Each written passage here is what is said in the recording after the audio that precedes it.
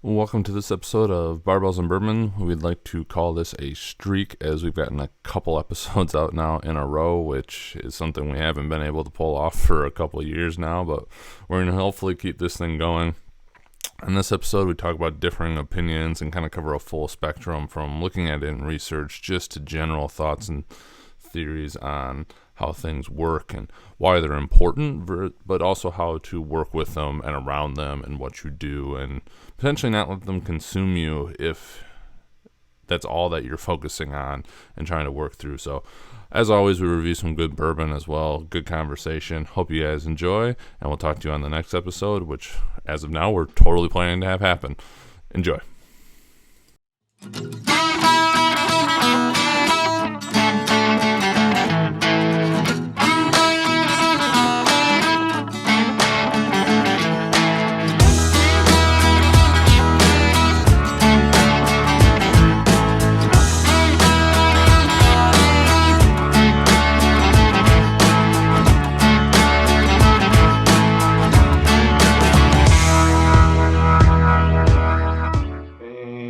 Recording. Well, back for episode 5, and we only kept it a month apart, even though as of this recording, we were just talking about I still haven't put on social media episode 4, so we're still struggling a little bit, but we're at least recording. So there You've got it. You've got like 11 more months before we're behind. Yeah, if I do it anytime in the next 11 months, we're still ahead of schedule. No pre-roll on this one. I don't know if you went on the podcast ones and for episode 4, if people enjoyed that, let us know. I kept our pre-roll when we started talking about the Maker's Mark. Oh, nice. There's Club before the intro kicked in. I thought it was funny. They just sent me another gift. Playing cards? Yeah. Yeah, I was actually they're pretty cool. Yeah. Yeah. Yep, yeah. That's all I got my thing in the mail. I was like, here it is. Playing cards. Actually useful. Yeah, dude, they're nice. I still have, did I show you the bottle after I put a label on it? No, because you were going to do it for that night. Yeah, let me grab it real quick. Yeah. Yeah, dude, it actually turns out like super nice. That looks really good. Like you wouldn't even be able to know. You did a good job. Dude, they think about it because I went through the effort of peeling off the other label. Oh, nice. But they make it bigger than their actual label, so you don't really have to. Yeah, I'll just have it up on a shelf. I'll probably drink it next birthday. Solid, yeah. Another pre-roll about Maker's Mark Ambassador Club. Yeah, we were cleaning out our liquor cabinet, just rearranging, and I found the little like Maker Mark earmuffs that you're supposed to put over your bottle. So now they're wrapped around a bottle of booze that's up there now for really no reason other than they were there. So, yeah. But before Maker's Mark, that one's on us. So if you ever want to be a sponsor for our 150 listeners so far, you just let us know.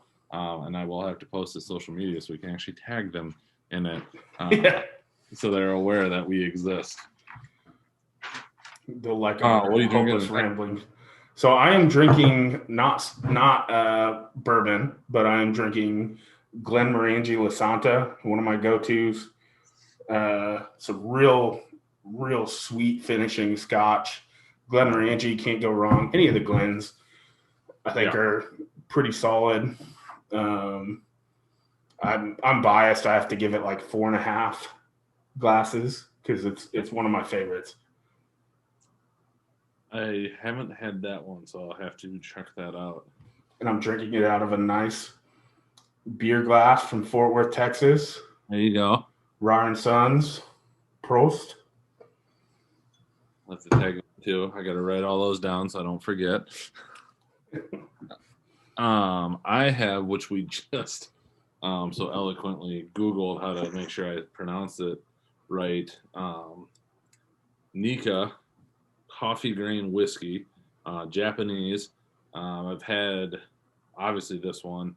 I believe another version of theirs with my brother once when I was up visiting him. And just in the short video that both you and I were actually watching because we were trying to figure it out. Just to be safe.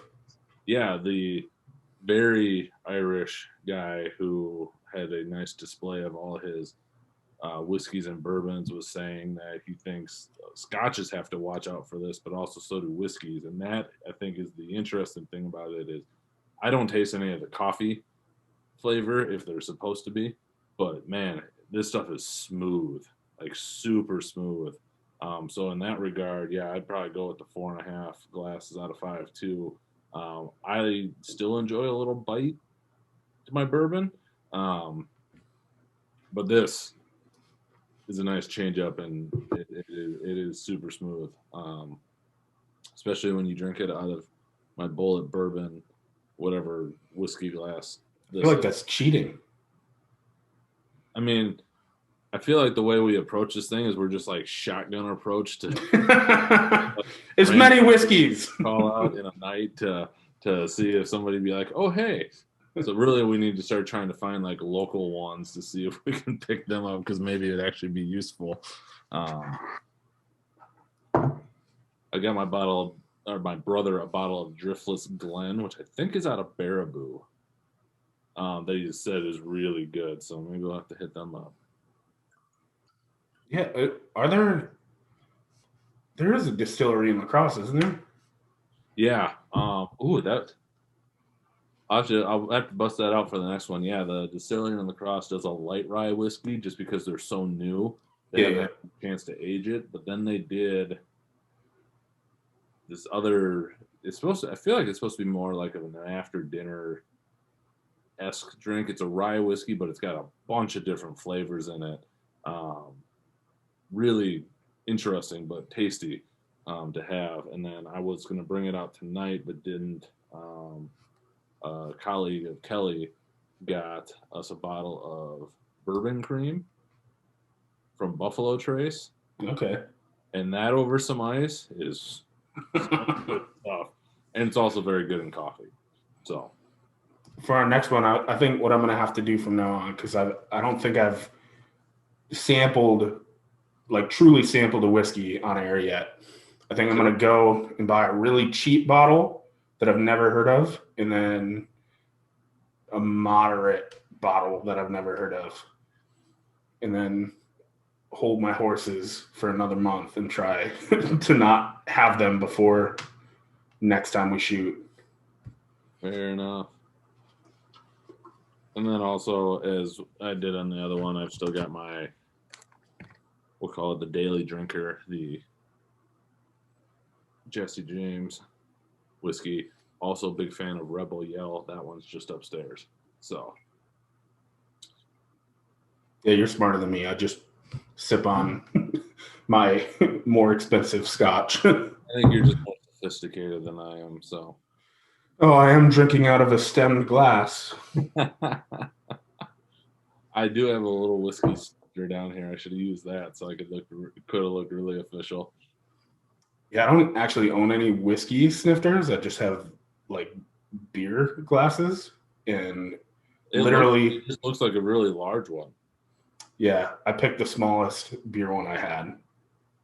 I thought about busting out my sister bought me some rocks glasses that have like the map of Madison like over that's sweet. Which are pretty cool. But I left those upstairs. So, anywho, moving on from the bourbon. The topic I had for the night was just kind of how we both look at like differing opinions or ideas and how we kind of approach that, and kind of the background to some of that is obviously with you being up to your eyeballs in research and reading research studies, and obviously being clued into the different ideas that are out there, and obviously the different opinions that are out there, especially around nutrition, with you doing a lot of protein-based research and whatnot. Not that you're strictly, nutritional interventions or anything. Look at me. I know everything about nutrition. But then even just like training, and we were talking about that. Like, you are well read on the training, but having trained at a very high level, working back still. Yeah, harder than ever right now. Yeah, You'd be good for super you. proud. Um, we'll have to fill in on that either in here or just later. But then also coaching people and everything there. And then I was, I just from some observation, people obviously like to argue on the internet. That's part of the deal. Keyboard I warrior. haven't seen that. No, that doesn't. No, it's usually pretty mild too. Nobody gets overly triggered. Um, but like people, like it's caused people that I've seen and know to like take breaks, like detoxes from social media. And I've never felt like I've gotten so fired up that I needed to just like shut it down for a while. I can understand why people do that, but almost I use it as a way of like trying to understand more, or at least forcing myself to think about it. So anyway, Yeah. that's a long preamble. Um, but yeah, I don't know, like especially in the research world, I feel like, and I'd be curious about this, like you publish a paper, you think you did a really good job at it, or vice versa, and somebody rips it apart for whatever reason. I mean, I feel like that's the review process in a nutshell. I man, if that how sometimes how people keep going through after they get some of those reviews back, I mean, more power to you. I haven't had to go through that process yet, but am not looking forward to it when I get there. Um, Yeah, they're not great. yeah, I just how do you go about it? Like, do you try and look for conflicting research, obviously to help see what else is out there, or strengthen your own argument, or I don't know. I'm gonna stop talking now. So actually, this is interesting because I've been trying to find a way to put this into words. In kind of like you, as you mentioned, it's not just research, it's not just training, it's not just politics, it's not just it's more an overarching kind of way to describe. And the best way I've come to describe how I go about kind of hardening a belief of mine is it's almost like I develop a framework. Um, Basically, like the nerdy side of me is saying, develop like a statistical model, not a legitimate statistical model. I don't sit Sure. in front of R and try to understand politics, but I try to develop a model of beliefs or values or evidence, and then every new piece of information gets run through that model. If it doesn't fit, then I try to understand why it doesn't fit. If Sure. it does fit, I try to understand what the context is and what it adds to the model. And then it's almost like a really poor man's explanation of neural networks, where you run through new information that adds to the model, but also kind of shift the model a little bit. Um, and so, specifically for research, yeah, I mean, you should always try to read theoretically everything that's out there, but the legitimate answer is, unless you're in a really, really niche field, that's not possible. Sure. People have been doing this for almost a century now. I guess a century. And so it's not possible to read everything, but I think the goal should be to get a really, really good base of where the wind's blowing. And once you have a good base of where the wind's blowing, I think you can start to develop that model, understanding how things fit together. Um, but on the same side, it's important to understand that not everybody has that same model. Not everybody has the same parameters in the model. And in Sure. fact, a lot of people have literally the opposite beliefs you do and think that you're an idiot for believing what you believe, even in research, which is why you get these scathing reviews. And you have these all these externalities of some people who see anyone publishing in the same field with countering ideas as competitive for funding, or as taking away from your work. Um, but I think at the end of the day, Nick has actually been really good at it kind of shaping me on this. Is it's just not it's not worth it to tear someone down just because they have differing ideas than you, especially in research, because in science, nobody knows what the answer is. We're all just trying to figure it out. Sure. Even ideas that counter your current objective are still valuable in that they either give you ammunition as to why other people may be misguided, or they give you new context to fit your old ideas into. Um, but at the most basic level, yeah, I mean, at the the bad reviews are still really annoying. When it's clear they didn't read the paper, when it's clear that they didn't understand what you were trying to say, you have to go back and think about, once you get past the emotional response to getting rejected, go back. Did their statements have any merit? And oftentimes, like, they do. If they didn't understand what they're trying to say, you can blame it on them for not reading, or you can understand that you didn't phrase it the best way. Sure. It might be clear in your head, but you got to go back and make it clear for other people. And yeah, long-winded answer, but No, I think it's a good one. It brings up a couple of things like I got. Have you heard of master class? I've heard of it. Yeah. I got my parents got it got us like a year pass to it for Christmas, and I really had been wanting to watch Neil deGrasse Tyson's master class because I find that guy just endlessly fascinating and just like how he processes information. Mm-hmm. You want to talk about a guy that knows a lot about a lot of things, and he's probably going to argue you into submission just because he's that intelligent. But anyhow, he talked a lot, and I've read about it a lot. Just the cognitive biases, Mm-hmm. and that's the really good thing about science is it's trying to eliminate those cognitive biases.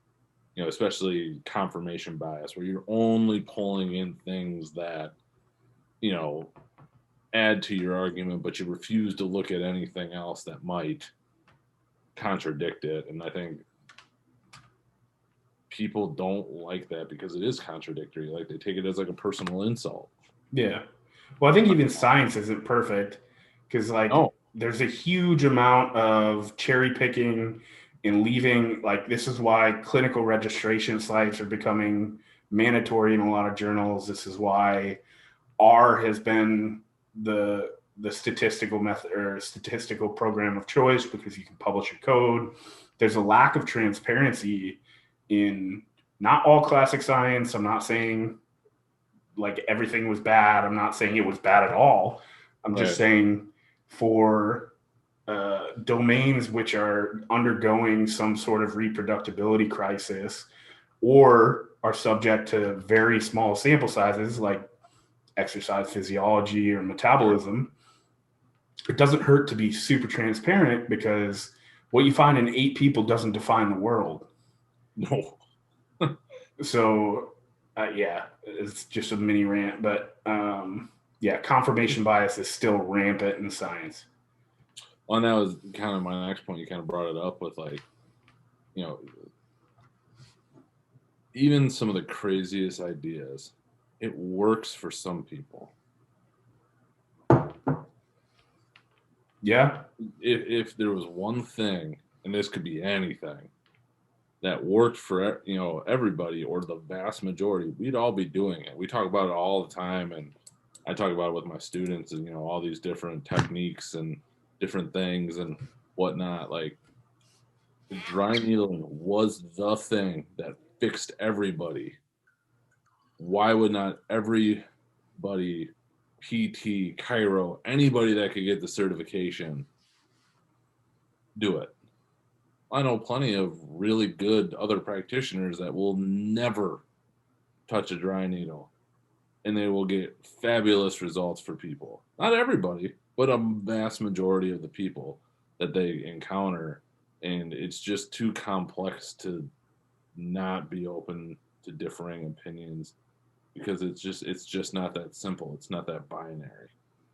I think that brings in a good point, which is like the delineation between something like science, which is not unambiguous, but the whole point is to get to the answer. Right. At the most basic level. Yes, the idea is that science would inform practice and then practice would be good for people. But the goal of the scientist is it should be to design studies which will inform practice. But at the end of the day, the goal is to get to the answer as best with the most resolution, the most clarity that we can have. And so there, the minutia matters. But when you get to the practice level, or even maybe not, medical practice is a bit different because that's Sure. but Yeah. when you get to the Yeah. athletic level, Yeah. the minutia isn't, it's not about the physiology of why it works. Yes, there should be a physiological mechanism, but at the end of the day, like, dry needling works for some people and it doesn't work for other people. It almost goes back to what we were saying before we started recording, which is like, at the end of the day, it's all bell curves, right? So what we're trying to find are treatments which work for that middle 68%, and they might not work for this far end or this far end, but for more people than not, this treatment will be beneficial.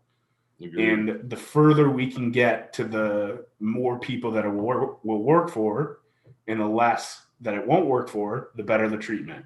But at the end of the day, even the most ideal treatment, like the SOP in every AT lab or every PT clinic or every OT clinic, won't work for everyone.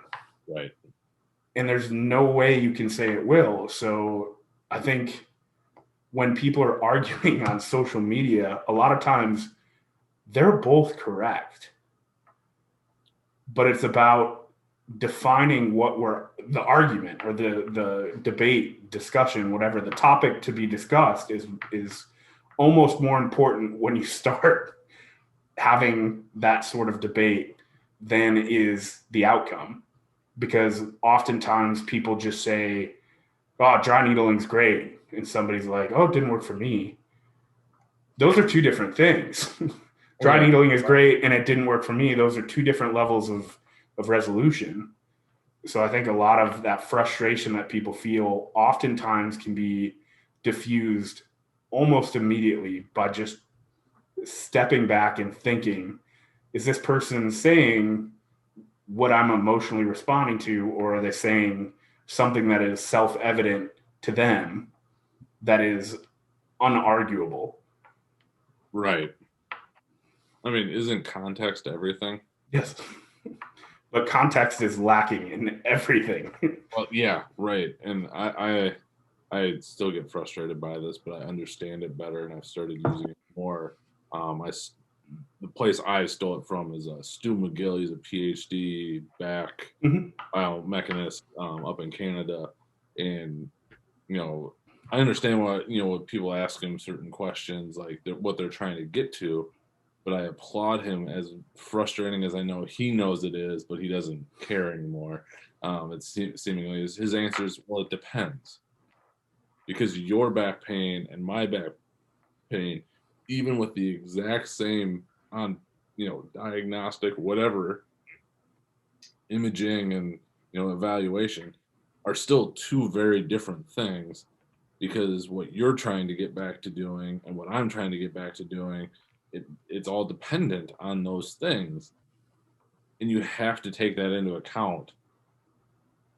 And you can't just say, oh, well, these 3 exercises are going to work for Andy, so they're going to have to work for you too. Like, well, yeah, maybe that's the baseline to start with, but that doesn't necessarily mean that it's going to stay that way. Yeah. That almost, this might be too complicated and nerdy for me to explain well, but I'm going through this stats mini. It's not even a class. It's just like it's almost thought provoking. And I think I might mess it up, but I think, what's his name? Daryl Francis. He's got a Twitter, super interesting, just a phenom of stats. I forget those people. I forget where he's out of, but it's super interesting because he makes it really like mundane, in like you feel like you're just kind of playing a little game on your phone or whatever, but it's legitimate hardcore statistics that you're like, the statistical theory that you're discussing. And one thing in the course, the right one. I can pull it up after the show. Sounds good. But one thing he was discussing is this idea of probability, which I don't think I didn't. So I didn't understand. Maybe it's the best way fully when we say the probability of X is something. I didn't understand the minutia of that. So like one of the best examples is like he says, what is the probability that I was born on a Tuesday? It's not 1 out of 7. It's either 1 or 0, but we don't know which one. Because I was born on a day that is, it's already set. You can't run that experiment any more times because I was already born.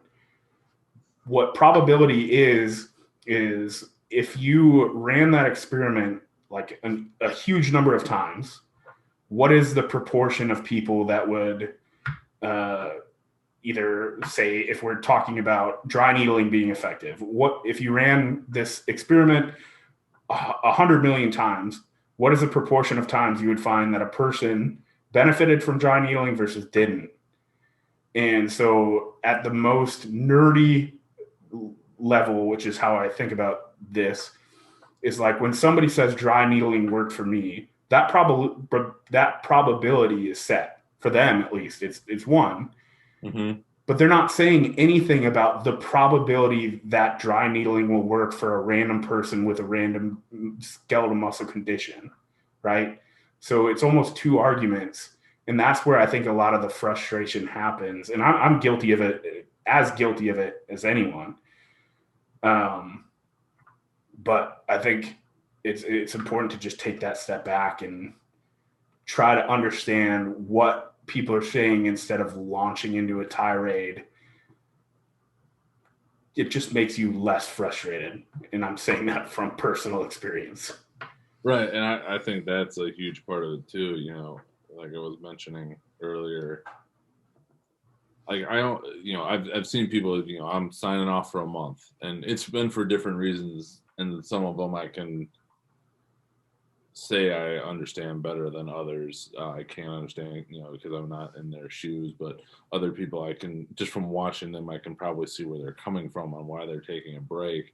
But then I've also seen a lot of people, you know, on Twitter specifically, you know, muting people, blocking people, you know, all the different things. And I've never been like attacked by anybody, so I haven't had to mute or block anybody. But I also haven't, I go back and forth on this because I think it makes sense to mute and block people if you're going to have a reaction to it, because then it can be a negative, and if you're going to carry that with you, this is a conversation I've had with Kelly. I used to never watch the news ever because it's usually just depressing. COVID changed that. Just because now I was trying to figure out what the heck was going on and staying with it. And then obviously just politically things have been going on. So that's also drawn me in. And I'm trying to make the pact with myself that like once the political stuff in theory maybe calms down a little bit, Lord knows what'll happen without getting too far into it, or COVID finally is on the downswing, I'm going to work really hard to get off the news again. But all that being said, I think at times, you know, like looking at different people, especially on social media, like to see those arguments and like take those in to just be able to like self-reflect and have it challenge my belief is almost helpful. Yeah. Because at least allowing myself to think something completely differently. We were talking a little bit of nutrition and, you know, I totally get in line with the, you know, if it fits your macros, calories in, calories out. I get it. I'm there. But then listening to a few other people, I won't get into names unless we want to. That's what this is about. I haven't listened to the Bulletproof Diet guy for quite some time. I was driving home and my podcast kicked over and one of his came out because I still followed it. And he was talking to Gary Taubes, which I haven't followed anything when it comes to like where people are at in the world. If this is proven, this is not, like I haven't followed it. But they got talking specifically in there, mentioned that calories in, calories out, and then they come back to like hormones. Well, to me, like when they're saying that, like again, it's the extremes of like you have some people say like calories in, calories out. It's the only thing that makes sense. Versus people being like that is absolutely doesn't make any difference in the world. Like you don't even worry about calories. Well, I don't know that you can either go just that way because a calories in, calories out person is probably going to have a hard time addressing hormonal issues in somebody that has a unique situation, not just the general everyday person that's relatively healthy that's just trying to drop 10 pounds. Like they may not have a hormonal, that where they're all jacked up. I don't know. I'm good listening to both because in certain situations I can see where both make sense. Well, I think it just comes down to, again, different levels of resolution. Like, I think Lane has always been great to me. When we met in Salo, he was awesome to me. We've talked a couple times. He's generally a great guy to me. I love Lane. Sometimes on social media, I see why he gets the rep he has. He's confrontational, and I think he enjoys it. A lot of times I agree with him. There's sometimes, whatever. Yeah. But one thing I think Lane has brought up a couple times is like the idea of these different diets, right? If it fits your macros, or flexible dieting and this intermittent fasting or ketogenic diets or low carb diet, like all these things, they all center around restricting calories at some level. So if it fits your macros, obviously, like if you hit those macros, you're hitting a calorie goal. Ketogenic diets are exclusive diets in that they exclude carbohydrate, and through that, you generally limit diets. Through intermittent fasting, you're limiting your feeding window, so you limit the number of calories you intake. Like it comes down to, at the end of the day, you're consuming less calories. I think that's one level of resolution. Now, if you're consuming all those calories through eating sticks of butter, I don't think that's a very productive, healthy diet. And again, like maybe I would guess, you could probably still lose weight just eating sticks of diet, but you're probably going to die much quicker. Well, it's the Twinkie experiment. Yeah, exactly. But one thing, I think the best thing I ever heard Lane say, and I don't know if it's a Lane original idea, it's just what I've heard Lane say many times. It's his Pop-Tart example, which gets bastardized a lot. But when he was talking about flexible dieting, people are like, are you saying a Pop-Tart is the same as a sweet potato? And what his response, I hope it was Lane, I hope I'm not misremembering that, but his response is like, no, it's not the same as a sweet potato. A sweet potato is much more nutrient dense. It's probably better for you overall. But at the end of the day, if you're craving something sweet and you eating a Pop-Tart is going to stop you from eating a whole pizza, then that's better than a sweet potato if after eating the sweet potato, you're going to eat a pizza. So it's almost like I feel like if it fits your macros, or flexible dieting just got crapped on hardcore from the time of its inception, because people are like, you can't eat cookies and ice cream and still lose weight. Well, you probably can, but that's not the point of it. Yeah. The point of it is to make educated decisions through tracking your macronutrient intake and say like, oh, Joel and I are going to have a podcast tonight, so maybe I should cut back on some carbohydrate so I can make room for the calories from alcohol. Sure. And it's like making these understanding at some level that calories are important, and working your day around if you have something that night, or you're going out to lunch you're going to go get In-N-Out or whatever, making an educated decision to go, oh, I need to try to make room for those calories so I'm not at a massive surplus today. beyond that, I think when people start arguing outside of science, that is, when people start trying to argue the hardcore physiological mechanism as, like, when you get down to the level of hormonal action on cells, I think trying to take this macro thing of consuming food down to the cellular level as a theoretical mechanism and then applying that to an outcome is probably a stretch. And that's turned out to be the case a lot. And even if it's not a stretch, it's probably not productive for the general person. Sure. Because what we found out now, more so than ever, in these interventions which are meant to promote health or lose weight, the behavioral counseling is just as big a part as the actual prescriptive diet and exercise component. Getting people to understand why is just as important, because if they don't understand why, they're not going to do it.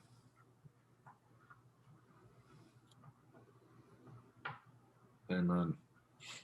That's probably me stepping out of my bounds a bit, but no, I think you're good. The best Lane, one of the better interviews I had, it was him and Dom DiAgostino on like Joe Rogan. Lane was talking, more calories in, calories out. Dom was coming from keto, and you could tell there was at least there, obviously they've written a book together, so they have a level of respect, but like just that level of respect to be able to have differing opinions. And that's what I think they ultimately kind of drilled down to is, in specific situations, certain things can work better. Dom DiAgostino still believes keto could be really beneficial for the most part for almost anybody, depending on what your goals are. Lane says he thinks that his could generally be for everybody, but there's really specific examples like keto and the research that DiAgostino is doing around like cancer and different things. I don't think Lane's sitting there saying, well, I think calories in, calories out is maybe going to be better for those cancer people, because it is so specialized and so unique that, yeah, maybe that is for that specific thing. And I think when you can see two very strong-willed people having a conversation like that, where it's not tax on everything, but a productive conversation, that's when you maybe figure a thing or two out, or can at least get really good information. Yeah. So let me ask you this, because obviously there's disagreement in research. That's why we exist.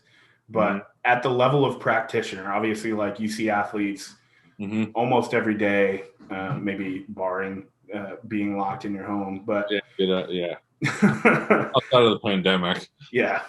Is there the same level, like, do you witness the same level of disagreement amongst practitioners within something like collegiate athletic training that you see amongst like researchers?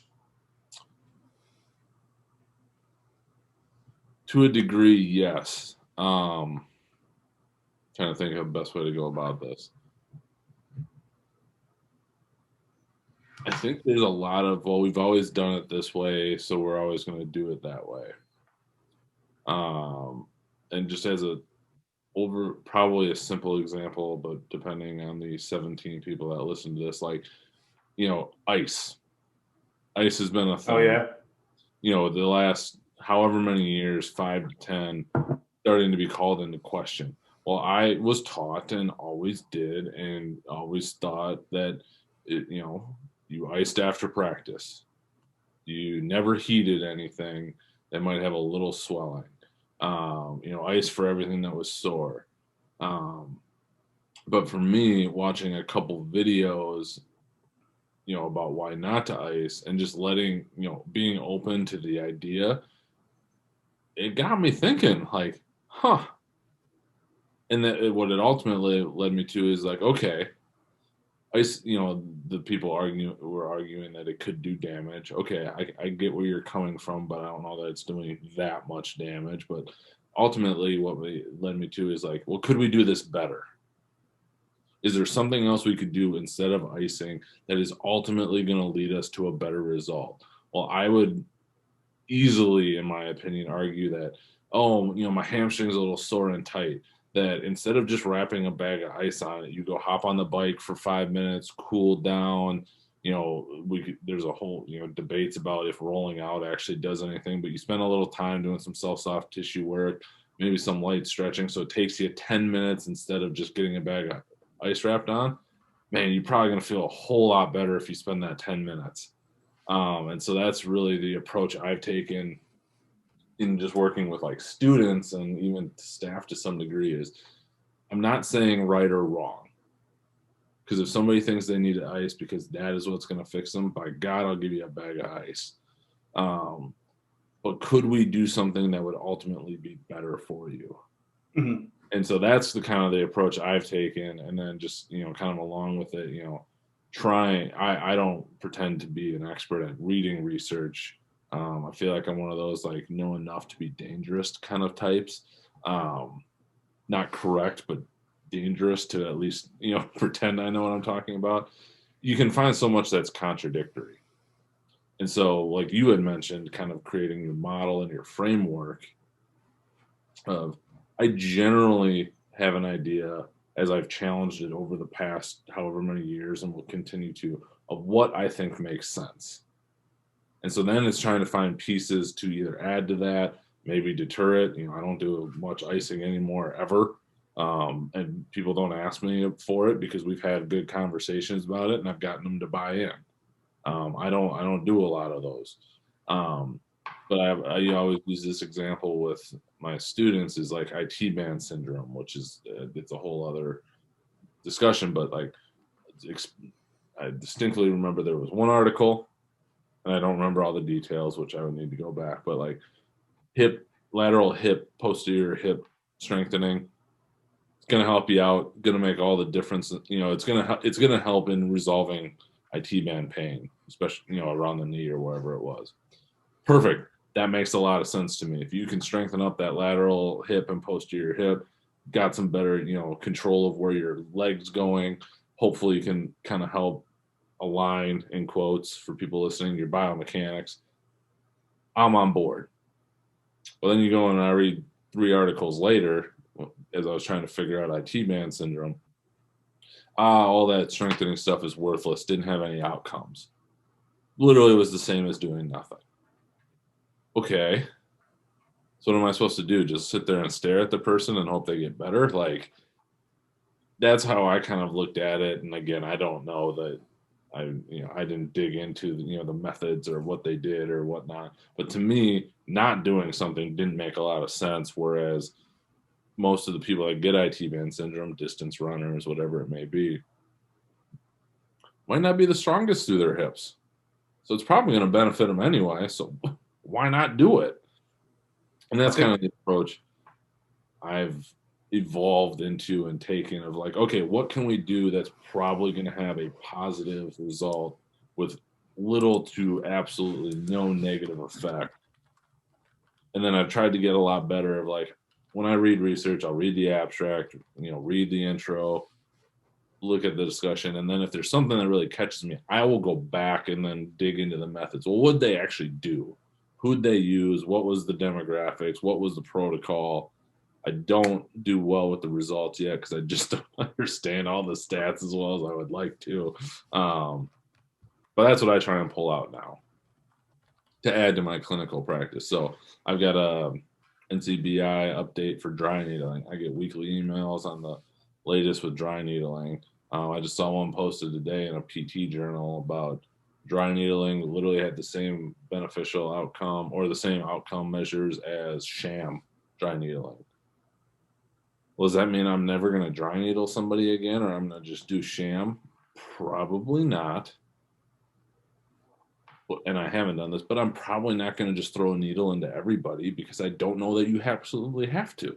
Yeah. I'll give credit to the guy that taught the course that I went to, is he explicitly showed that in a research model that me using my hands in that research produced about the same level of outcome as putting a needle in.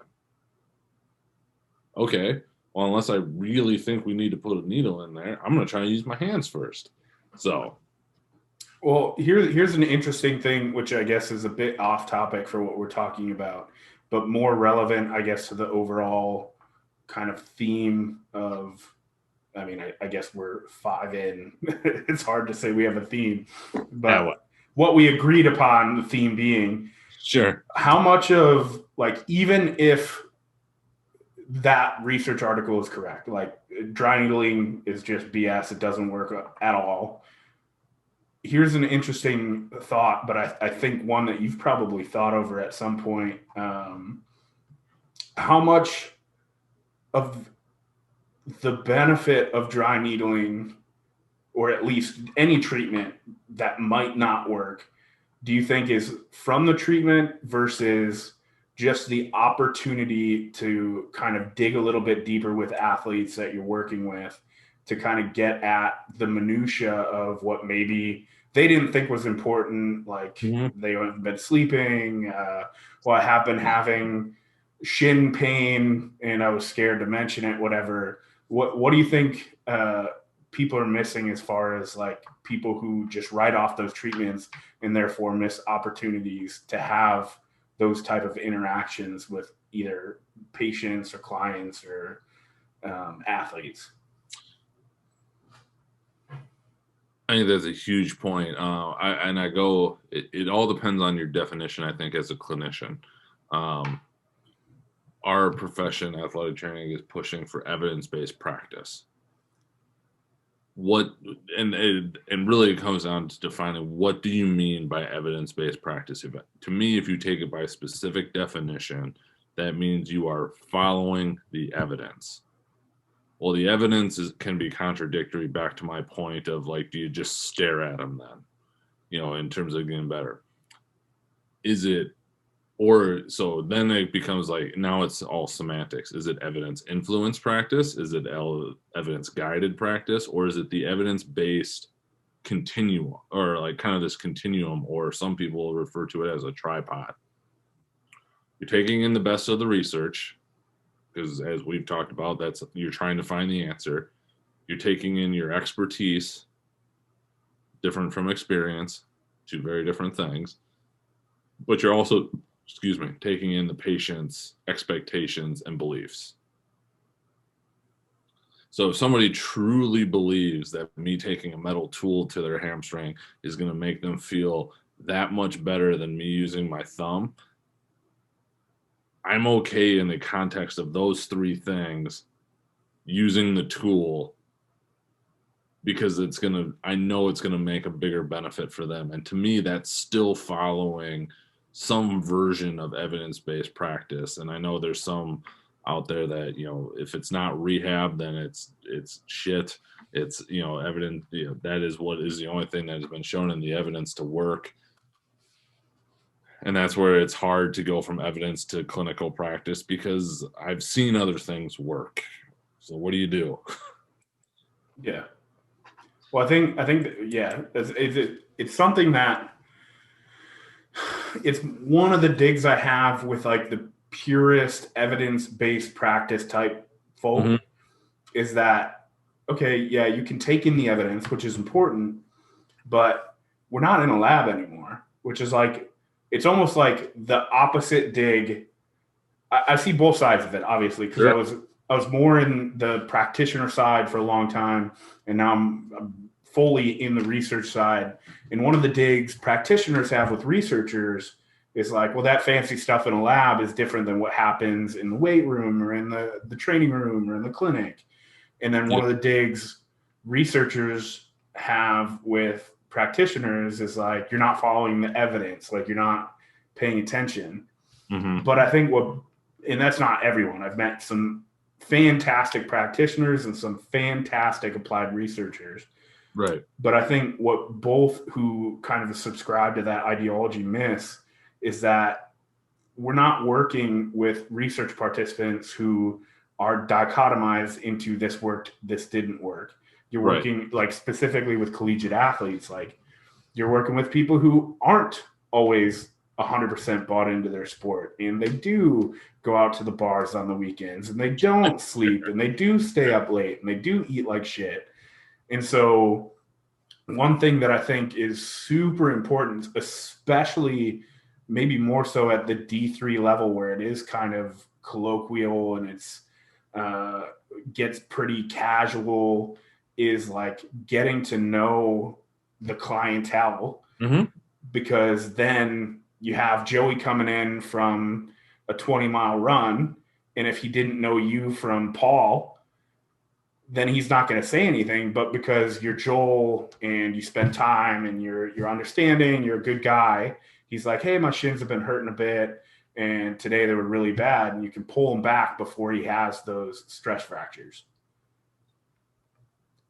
But I think if you follow strictly what the guidelines say and don't do maybe some things that are a bit dicey as far as the validity of their effectiveness, I think you miss out on those opportunities. So I'm going to turn this into a question on you after I comment. I completely agree. Like, just establishing that level of trust, and that's something that took me years to do when I first got here, just because me and the guy before we run things very different. Nothing right, wrong, or otherwise with any of it. We just ran different. If you were on the injury report on a specific day with the guy before, you weren't playing in that weekend. I didn't necessarily subscribe to that. Like, let's have a conversation between, you and me and the coach, and, what do we need to do to try and get you ready for Saturday? Even if that means you're not full go on Thursday, but we know you're going to be ready for the weekend. You know what you need to do, without all the reps you typically would get. And so that it was building that trust of, come to me early so we can try and fix this. So it's a 1 or 2 day thing, not a 1 or 2 week thing, because we don't have that much time. And that just takes time and work. And so that was ultimately going to be my kind of flipped question to you. In your own training, you've had coaches, you've done a lot of different things. I don't remember how many days in a row it was leading up to either it was nationals or worlds. I don't remember, but you squatted over 700 pounds for 30 plus days, I believe. I don't remember the exact days anymore. That's old, strong Andy. But yeah, it was over 28. I know that. Yeah, it was somewhere around a month. That's just all I remember. So I think you were training yourself then, but again, you've gone through some coaches.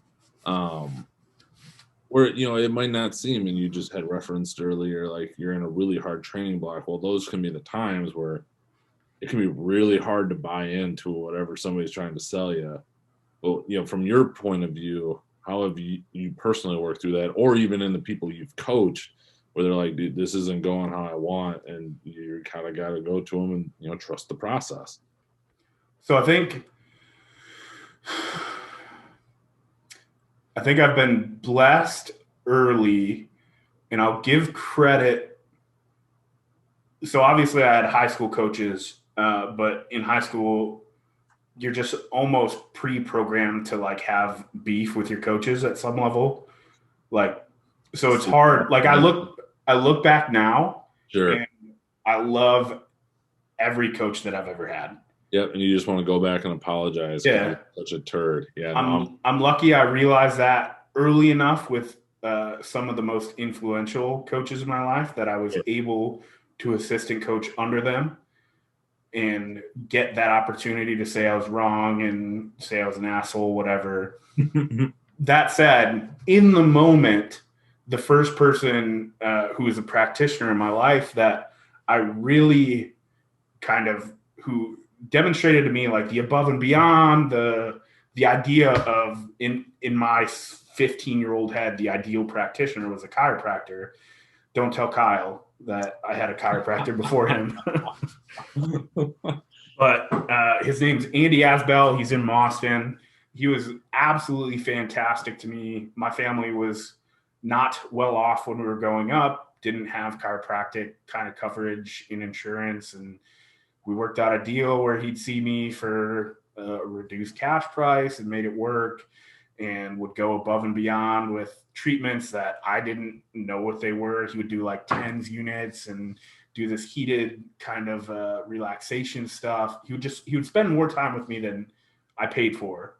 Sure. And that was my first kind of exposure, aside from family physician and ER docs and stuff like that, of a consistent practitioner in my life that kind of set the rule for me, luckily, because getting in later in life, like 5 years after that, post high school, where I met you, I met AJ, I met Doc, I met Kyle, obviously surrounded by a great scientist and some great practitioners.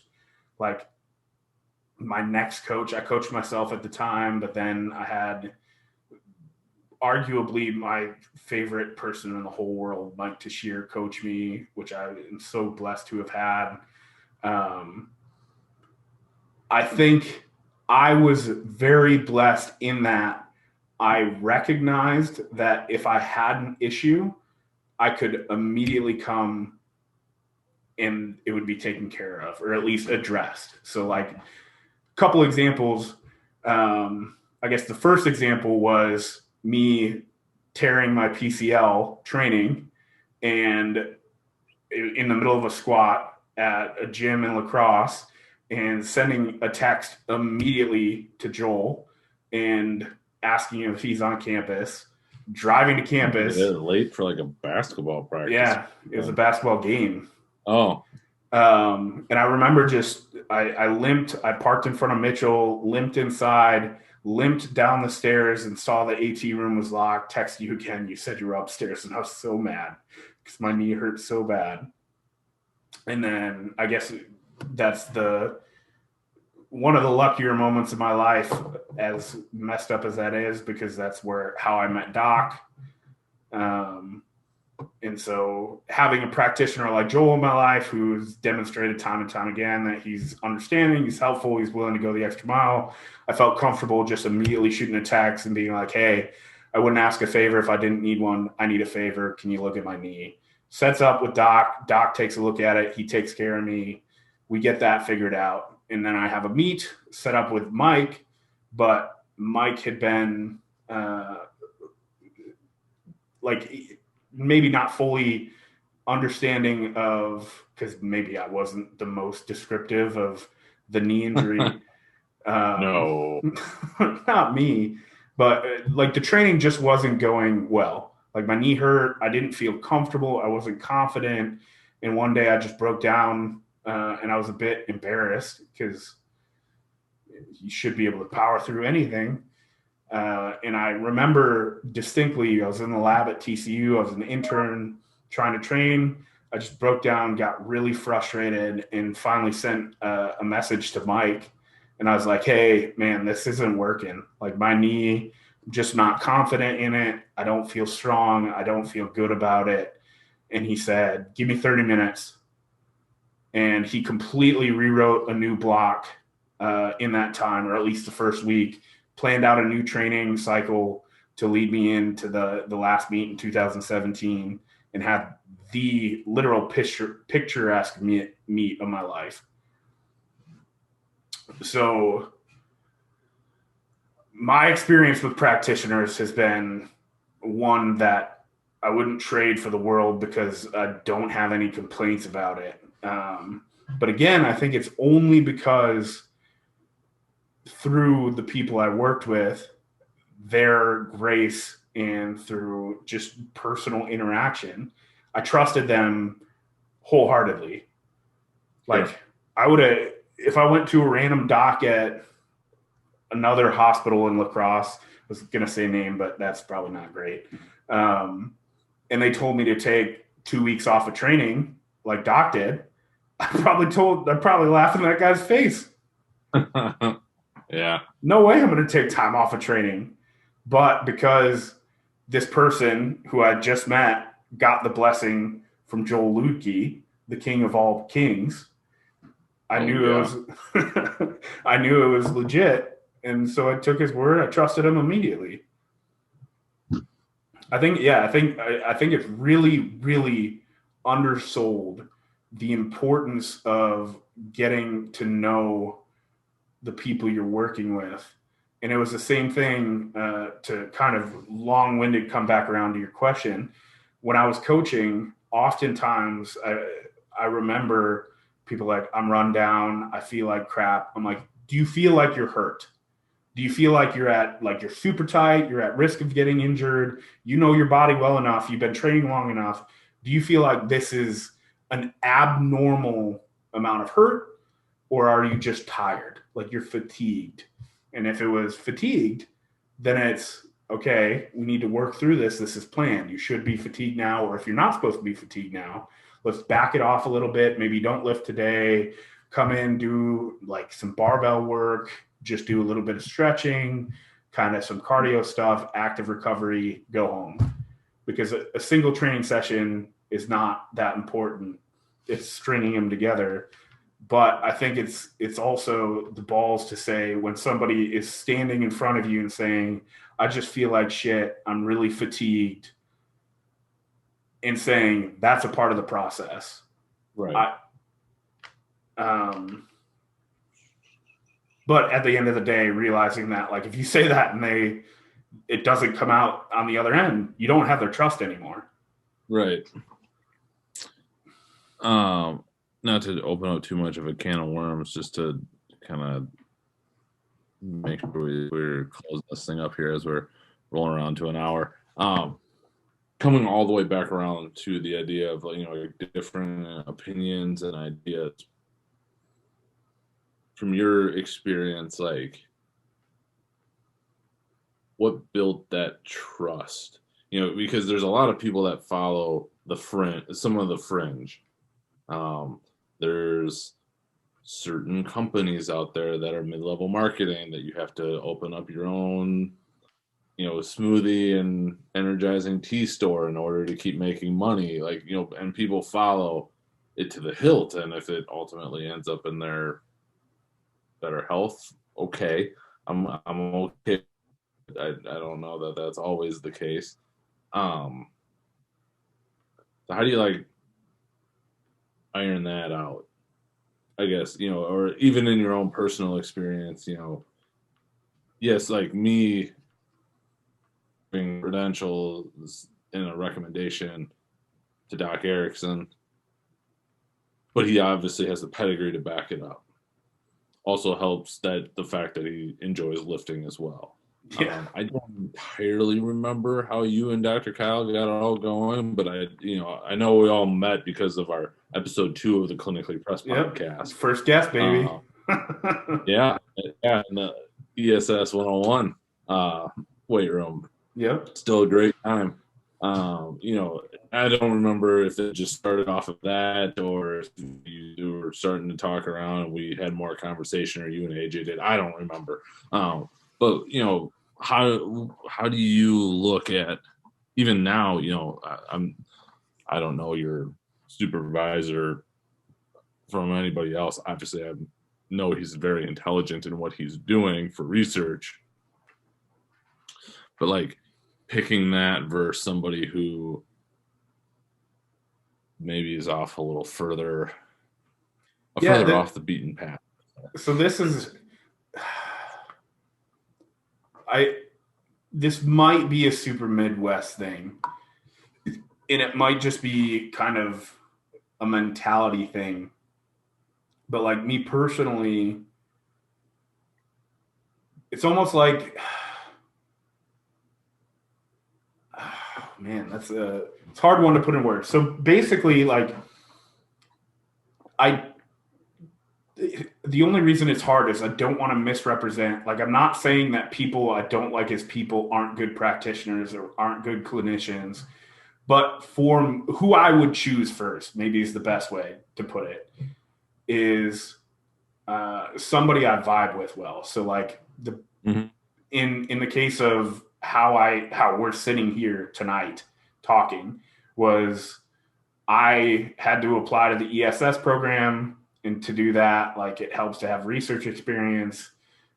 I got an email that Dr. Andrew Jagum was collecting some data on, like, a Saturday at 8 a.m. I showed up at 7:30 because I'm an anxious early person. Shout out to all of you who have sat in your truck or car for 20 minutes before every major kind of new meeting that you've ever had.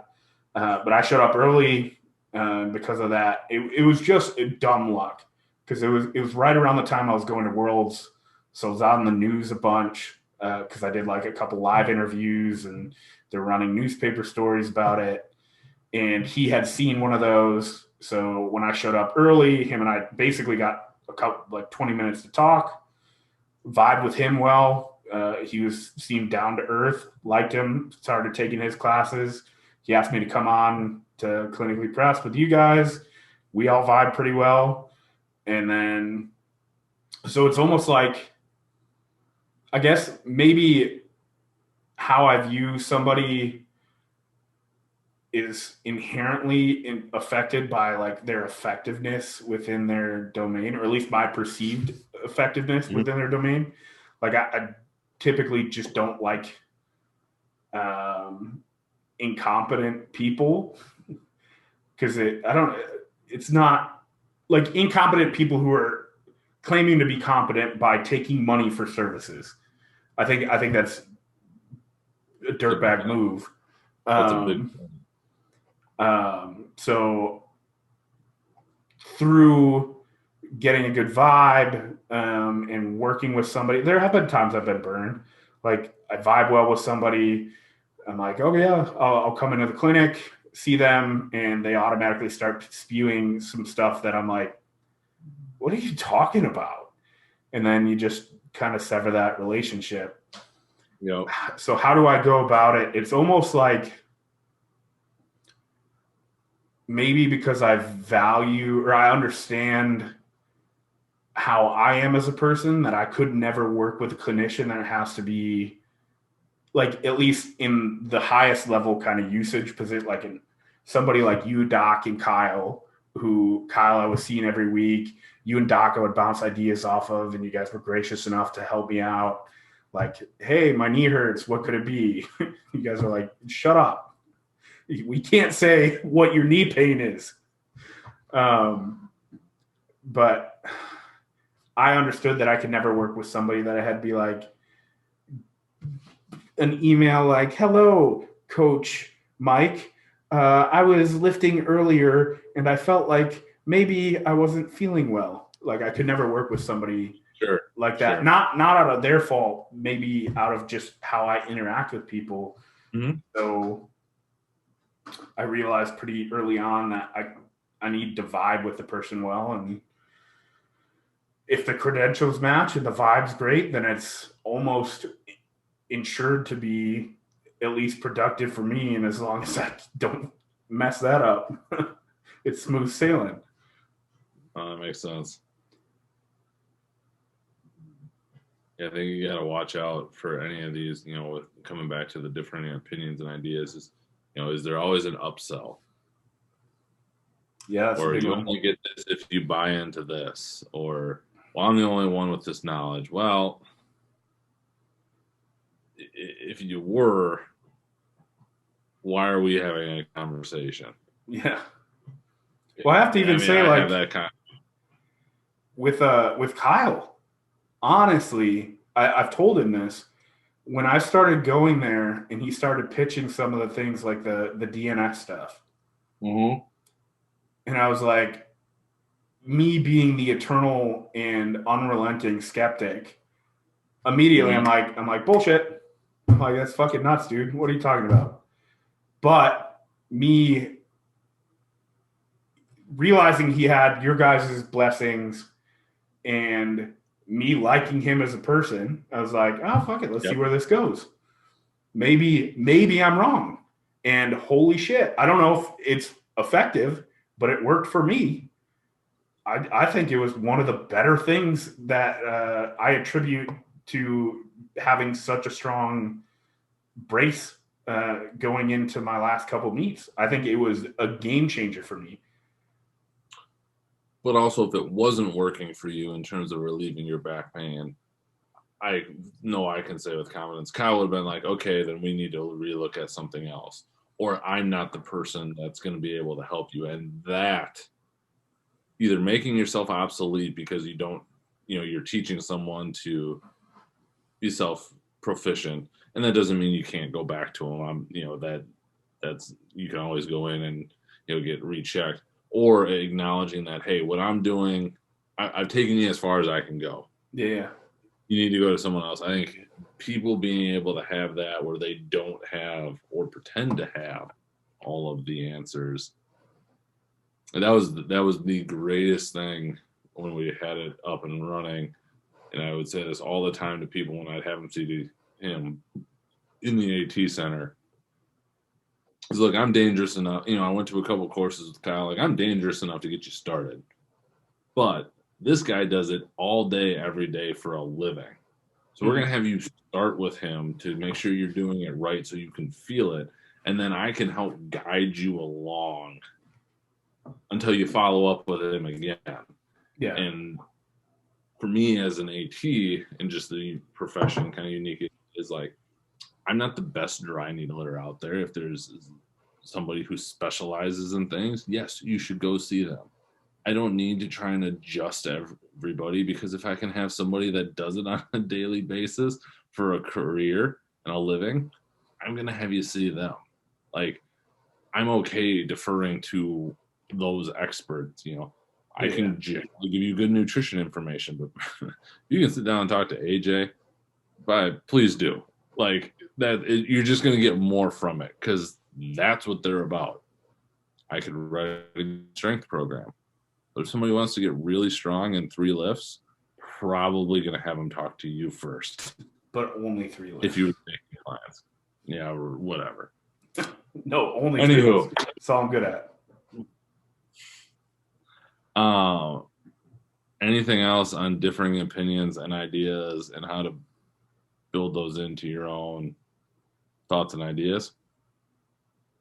I think the biggest takeaway I've had in the past 2 years is just because somebody disagrees with you does not mean they think you're lesser of a person. There are people who disagree with you and for it think you're lesser of a person, but I think you should act as though somebody doesn't take your opinion as a sign of your character, and then operate on that assumption until it's proven differently. And you're going to have a lot more productive interactions. Yeah, I'd say, and I was having this conversation with somebody earlier, be humble enough to at least listen. Doesn't mean you have to accept, but just listen and challenge yourself. And I use this a lot. It's the 3 why test. If you have a belief or something you're going by, and you can ask why 3 times and have really, really good answers to those, it's probably pretty legit. If after the first one you can't come up with a good reason, it might be time to reevaluate it. See if there's a better option out there. But that humility piece, to at least be open to hearing it, not accepting, but just hearing, I think is huge, and we'd probably be better off in a lot of different ways if we could all just listen. Yeah. Which is ironic because we're talking on a podcast, but that's okay. And also listening on a podcast. Listening on a podcast. This isn't a solo act. Well, sir, how about that? 2 months in a row, and we've got it on the books for another. Hopefully we keep this rolling. Yeah. And as always, good to catch up. Yeah. Good to get our first back-to-back somewhat recording down. Yep. Just going to try and release this episode before we record episode 6. So there might be boom, boom. Well, 4 is out. It just hasn't been posted on social media. So we'll see how that goes. Well, either way, it's just an excuse for us to drink whiskey and talk, and our 15 people to listen to us. Although, before we close out, I will tell you, the song we found for our intro, I could watch our intro over and over and over again. I don't know how I got lucky with that one on. Shout out to YouTube Music. That one's on us too. Man, I think the song is perfect. I think our logo is sweet. I want to get hats done. I'm for it. Oh yeah, we can split it, dude. I'm down. Yeah, let's do it. I feel like the biggest thing is just the setup fee to get the thing in there, to get the logo actually like digitized. From that, it's pretty easy. So if anybody wants a hat, shoot us a message on Twitter or do we have a Twitter? I don't think so. Facebook or Instagram, because those I know we have. Shoot us a message there, and we'll make sure we get it on the order. Sounds good, man. Well, we'll talk again. Twitter's open already, so I can't even add another one if I wanted to. I never do the Twitter thing. Yeah, I've gotten more into it lately. But anywho, thank you everybody for listening, and we'll talk to you next month. See you guys.